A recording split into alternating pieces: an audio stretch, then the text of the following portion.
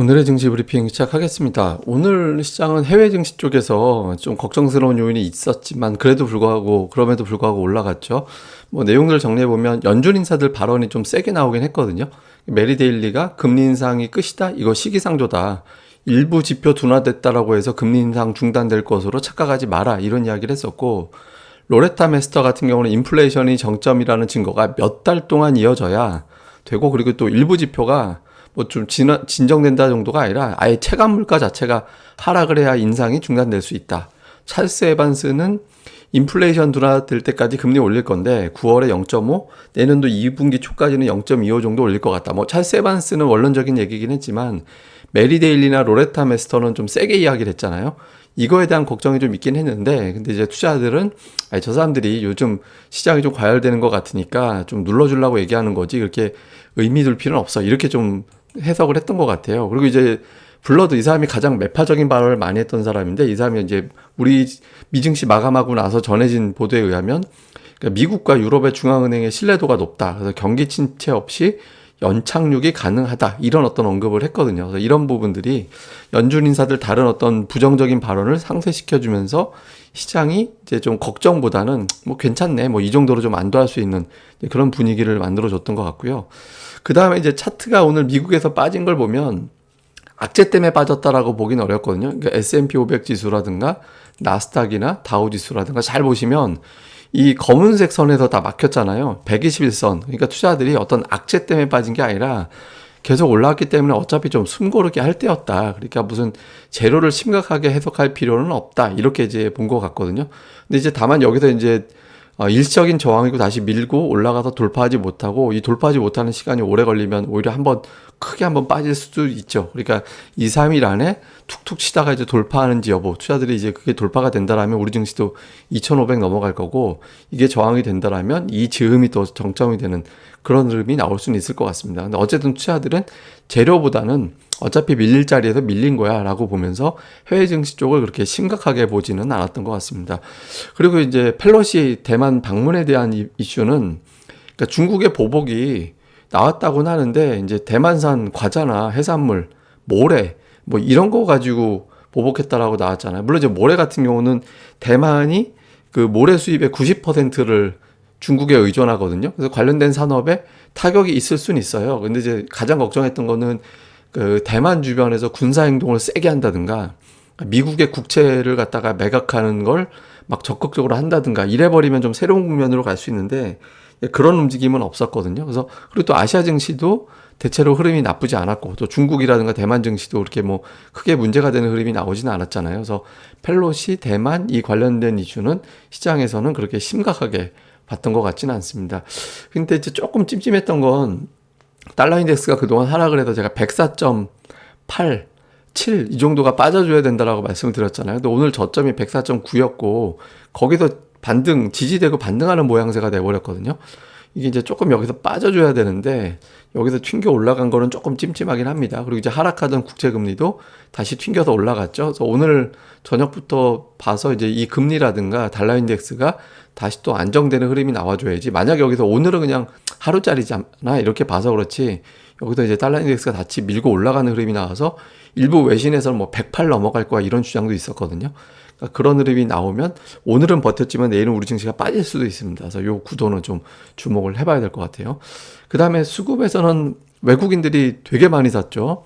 예, 뭐 강달러 때문에 오늘 외국인들이 팔 수도 있지 않을까? 그러면 판단하면 뭐부터 팔까? 이런 걸 계산하고 있었는데 오히려 외국인 투자자들은 매수를 더 늘려버렸습니다. 그러니까 선물도 사고 옵션도 콜을 사고 풋을 사고 코스닥도 사고 살 수 있는 것 모든 걸 다 샀어요. 그리고 업종 종목으로 보면 이제 기존의 IT, 자동차, 2차전지 이쪽이었는데 2차전지 그대로 매수하고 있고, 2차전지 제가 잠시 또 설명드릴 겁니다. 그리고 IT도 오늘 삼성전자를 좀 팔긴 했지만 SK하이닉스를 다시 또 매수하는 그런 움직임이 나왔거든요. 그리고 자동차도 뭐 현대차라든가 이런 것들이 또 여전히 모비스도 있고 들어가 있잖아요. 그래서 기존에 매수하던 종목에다가 여기에 이제 카카오, 뭐 NC소프트, 하이브, 크래프톤, 게임주까지 매수를 좀 확대하면서 외국인 투자자들이 기존 종목 플러스 알파를 하기 시작했다. 그러니까 이제 상승하는 종목이 조금 더 늘어나고, 그 종목들의 상승폭이 조금 더 커지는 그런 형태를 좀 보이게 됐죠. 그래서 이런 부분들은 일단 긍정적으로 볼 수 있는 대목입니다. 근데 제가 이건 잠시 좀 설명을 드릴게요.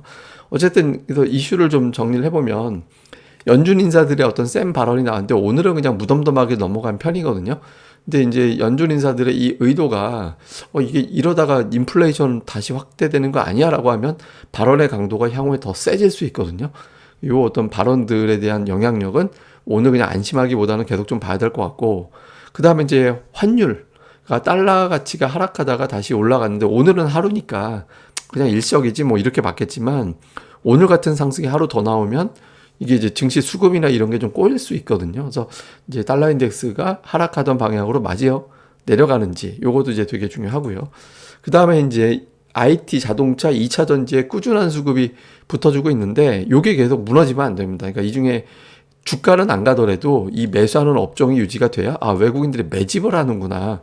그러니까 이렇게 판단이 되면서 그 다음 라운드에 대한 기대감을 가질 수 있게 되거든요. 그래서 이 구도가 이제 계속해서 유지가 되는지. 다음에 오늘은 뭐 게임주, 엔터, 과자, 보험 뭐 이런 것들이 올라갔는데 반면에 이제 IT 기업들이 조금 주춤하는 모습이 나왔죠. 그래서 여기에 이제 전차 쪽이 교차로 계속 들어가주는 흐름이 나와주지 않으면 조금 시장이 이상해질 수 있다라고 말씀을 드렸잖아요. 그래서 그 구도가 어떻게 돌아가는지도 잘 보시면 좋을 것 같습니다. 자, 이제부터 좀 중요한 말씀을 드릴 건데 오늘 LG에너지 솔루션이 되게 많이 올라서 시가총액 100조 원을 넘어갔거든요. 여기서 딱 봐도 저항이 하나 거지죠. 45만 원, 시가총액으로 104조 원. 이 정도 되는 구간이 저항으로 보여지거든요. 그러니까 이걸 갖다가 이제 추세적으로 돌파할 수 있을 거냐.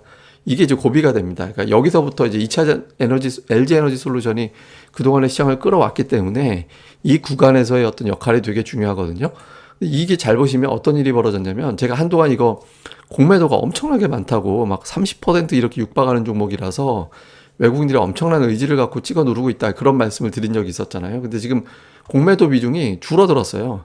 공매도 비중이 뚝 떨어졌다는 얘기는 이거는 무슨 의미냐면 공매도가 요새 안 나오고 숏 커버가 진행되고 있다는 거거든요. 실제로 이게 이제 대차 잔고 추입니다. 대차 잔고 줄어든 것보다 하루에 대차 잔고 막 100만 주씩 줄어들어요. 그러니까 추정해 보면 공매도 숏 커버가 일어났고 이게 그동안에 주가를 끌어올린 그런 역할을 했다라고 봐야 되거든요. 그러니까 6월 이후에 드러났던 공매도 물량이 여기서 대부분 다 청산이 돼서 조금밖에 안 남았어요. 그러니까 1차적으로 숏 커버의 피크는 지나갔다라고도 볼 수 있거든요.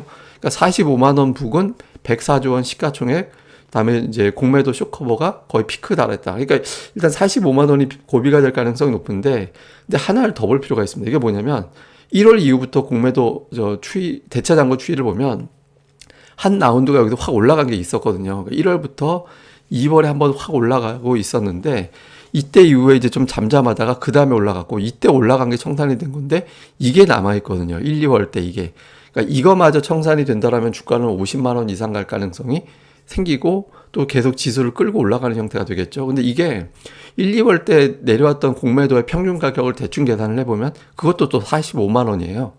그러니까 이래저래 LG에너지 솔루션이 45만 원대가 되게 중요한 거다. 여기서 이제 돌파해버리면 그냥 아예 그냥 50만 원 넘어간다. 이런 사이클이 되고 시장의 리더 종목은 계속해서 2차 전지 위주로 돌아갈 가능성이 있는 거죠. 그래서 요 구도를 주목해 봐야 되는데 여기서 우리가 같이 봐야 되는 게 이제 시소 게임, 롱숏이라고도 얘기하고 시소라고도 하는데 이게 삼성전자가 그동안 계속 이루고 있잖아요. 그러니까 보시면 두 번째 양봉에서 여 안에 갇혀 있어요. 3주를 주가가 움직이지 않고 이렇게 가다니면서 100원 뛰기 놀이하고 있거든요. 100원 올랐다 100원 빠졌다 뭐 장중에 보면 놀고 있어요.